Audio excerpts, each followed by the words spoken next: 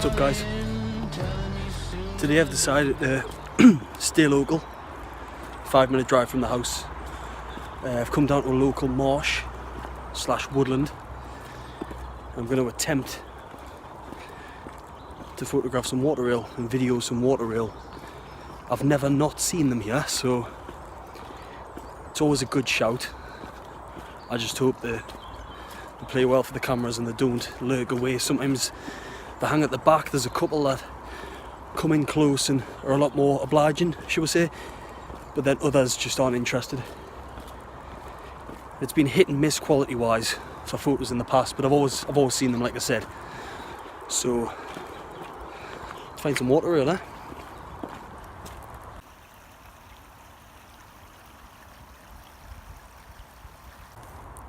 So where I'm going is kind of like a little feeding station that the locals set up years ago.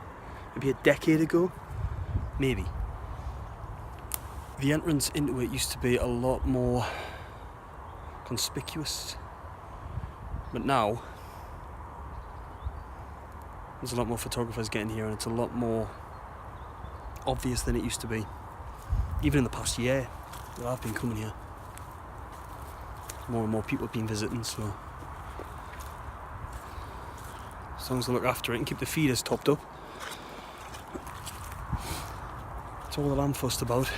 I always bring feed with us, but sometimes I get here and people have been here, I can see the footprints, and they don't top the feeders up. And I think if you're going to use it, out of courtesy, top the feeders up. Besides, if you want best shots, top the feeders up. Trust me, it works. Like moths to a flame.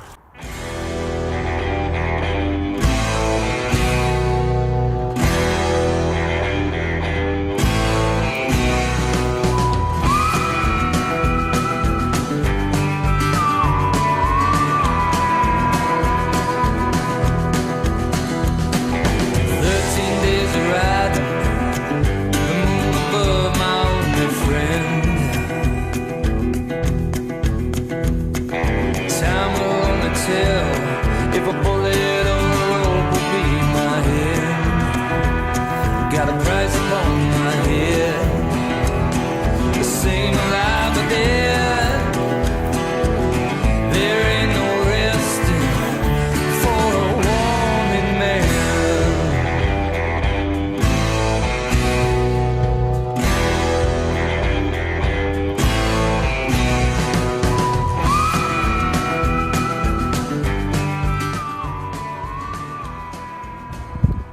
There's no one here. Get in. And I can already see a water rail through the trees, out in the open. Feeders are empty, they're going to be hungry. So I'm going to get set up, I'm going to get in there, check the feed down, and theoretically, they should be in straight away. And it's still there. Fantastic birds, love water rails, brilliant. Nice.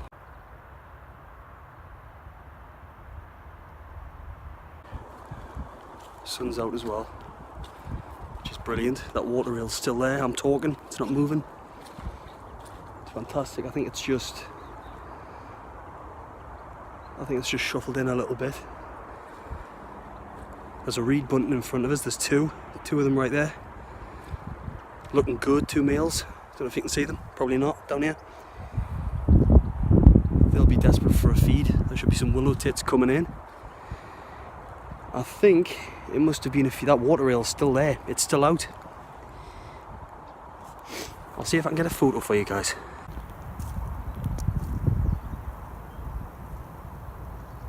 See what I mean? Out in the open.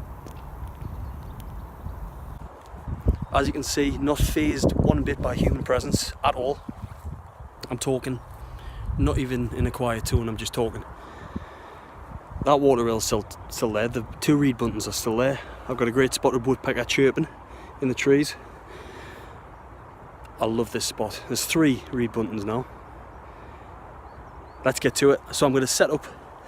I'm going to feed the birds. 2 water rails there now chasing each other. I'm going to get set up. I'm going to feed the birds. And hopefully they'll come straight in. Might try a different spot this time. See what I can do. Let's do it.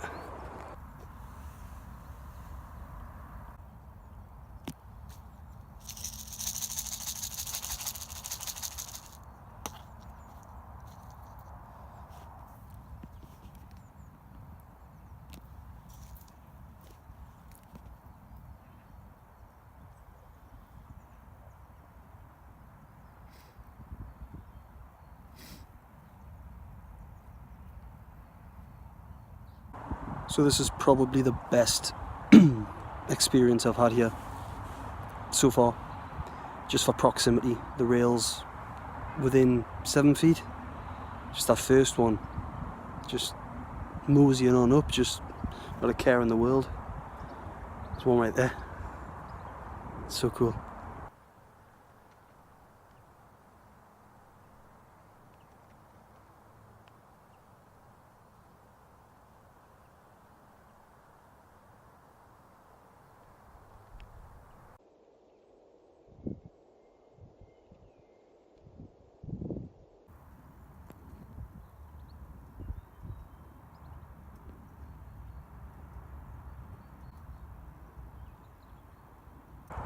So for anybody out there who's wondering what settings I've got in the camera, I'm shooting Nikon with a Tamron 150 to 600mm, and I'm currently shooting what with the sun at ISO 400 and f8 because it's the sharpest point in this lens, with exposure down to 3 stops and the shutter speed varying between 1000 to 1/600, and then pushing it to 2000, depending on how good the light is. It's sunny at the minute, but there's occasional bits of cloud crossing the sun, so I'm just kind of moving it around a bit. If the sun's really bright and the bird's really out in the open, I'm taking the ISO down to, say, what, below 400, down 320, sometimes 250 depending. I'll take the ISO up to maybe around 600 if the light really gets quite dull. It's just getting the balance right, because here you've got bright areas above, sort of a dark reed beddy willow car margin, and then a light area of marsh. So it's just kind of dancing around with the settings, trying to find the right spot based on where the bird is at the time, whether it's the rails, which they'll be in the dark or they'll suddenly come out in the light. It just depends, so I'm just playing around, but that's what I'm shooting at the minute. Reed buntings down here. Great, loving it. Back to it. Now I'm buried in a shallow grave by the riverside, marked off with a granite stone, and the date I died. Let down for no good reason, chose to walk the way I did, and now whatever I see coming up ahead, now the devil's gonna come when the sun goes down. The devil's gonna come when the sun goes down. The devil's gonna come when the sun goes down.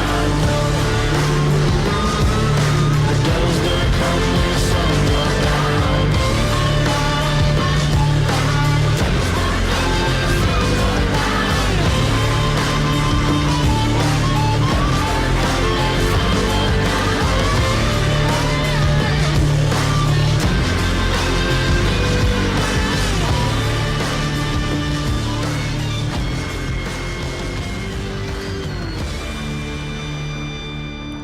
So as you can see, the light's going. I'm losing it a bit now, and I might have lost it for the day. I think I've lost the best sun. I've only been here about half an hour. Sorry, I'm doing that thing where I look at the screen and not the lens. It's annoying. I hate it when you watch videos and people do that.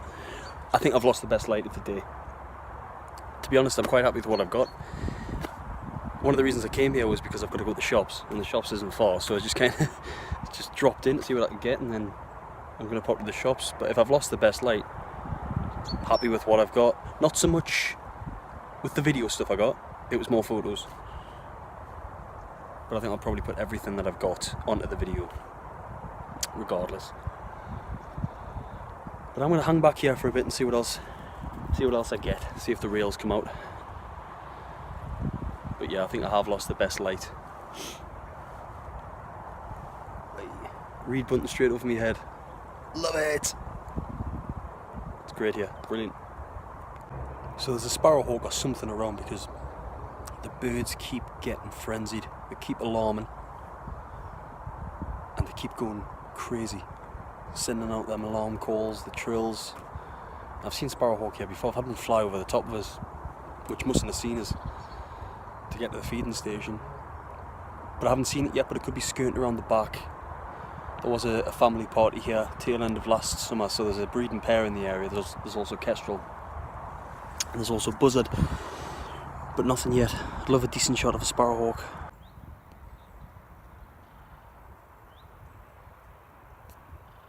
If you ever get a chance to photograph water wheel, it's such regularity that you can almost be dependent on seeing them every time you go to a certain spot like here. You really get to see a lot of their behaviours and a lot of their cues, and what you'll notice is there's a lot of splashing involved, a lot of head dunking, and there's a lot of movement of the, I think it's how do you say it? Nictating membrane on the eye. Got there eventually. You see a lot of movement with that, so a lot of the photos you get, especially if you're shooting at high speeds, you've usually got this blur across half the eye, and it's the membrane going backwards and forwards, helping clear the eye when they go in and out the water. It's basically like us blinking, except it's a clear membrane, and I end up with hundreds. Not kidding, because I can take thousands of shots of these birds over the amount of times I've been here. You can take hundreds of shots of that would have been fantastic shots, and that membrane just creeps on in. It's a nightmare for some shots, but it's great to watch the behaviour of these birds up close. They're such a secretive bird that to see them like this, so relaxed and used to people, it's brilliant. But then that also brings into the argument and idea that should birds be reliant on, us? Birds alarming there. I don't know if there's a sparrowhawk nearby. Are these birds dependent on being fed? I'm going to say no, because it's a healthy environment. I mean, it's not managed much, so give it a few years, it's just going to become a woodland. The marsh will fade away and the willow will take over. I know a lot of the local birders have helped clear willow and cut it back, and I've done a bit. But these birds seem to be very healthy here, no matter if you feed them or not. It's a great habitat. It holds enough breeding pairs that it's a very sustainable spot. And I don't feel any guilt or any remorse for coming down here and feeding them and them taking advantage. To me, in this situation, it works perfectly. I think you've got to take each case as a case by case as to how you should go about it and how you should approach the ethics of wildlife photography. It's like, I know in North America, some photographers have been going to pet shops, pet stores, to buy hamsters and things like that, and they chuck them out in front of, say, snowy owls or great grey owls. They come down, they get the food, the rodent, and the photographers get the shot. Now, to me, that's one step too far. Well, it's probably 10 steps too far, to be honest. You're taking something out of an environment, a closed environment like a pet shop, in captivity. You're putting it for all of 20 seconds, if that, into the wild, into the snow, and then this terror from above is just coming down and swiping it. To me, something like this is a lot more ethical, I guess. And I think what the photographers do here is they don't take the mick, they enjoy the place, and they feed the birds, and the birds take advantage. And you've got some great birds here. There's willow tit here. Willow tit are a redless species. They're England's most declining resident bird, and they were only a proven species as of the late 18th century, where they were split apart from marsh tit and willow tit, and the two tit species confirmed. So this is a fantastic little haven, and taking advantage of it in this way, to me, is fine. Nobody loses, everybody wins. But I really think there are a lot of ethics to wildlife photography, and again, it's a case by case for me, personally. But this one, feeding of the water rails, it works for everybody. If you have a different feeling regarding that, comment below or send us a tweet. I'd love to hear what you have to say, because there's so many of these ethics and policies and things when it comes to wildlife photography, and some people do take the mick, and some people are very respectful, and some people jump on people for nothing, and some people don't jump on people when a shot's been done in a certain way. It's such a muddied water of a situation. Again, for me, case by case.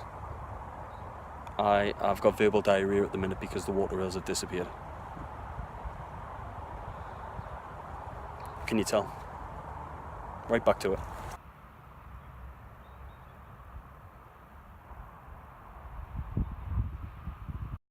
Right, so that's me done here for the day. The clouds come in, it's coming in dark, and time's getting on. There's not much sunlight left, maybe 45 minutes, so I'm going to call it a day. Check the photos when I get in, check the video, stick it together, and hopefully you're watching it, and I'll see what I've got. But not bad for a quick session down here. I think I'll be quite happy with what I've got, but you never know until you get the photos on the computer. The back of the screen lies to you sometimes, makes things look better and makes things look worse, I've found. So yeah, good day. Could have not even a day, maybe an hour and a half, good hour and a half.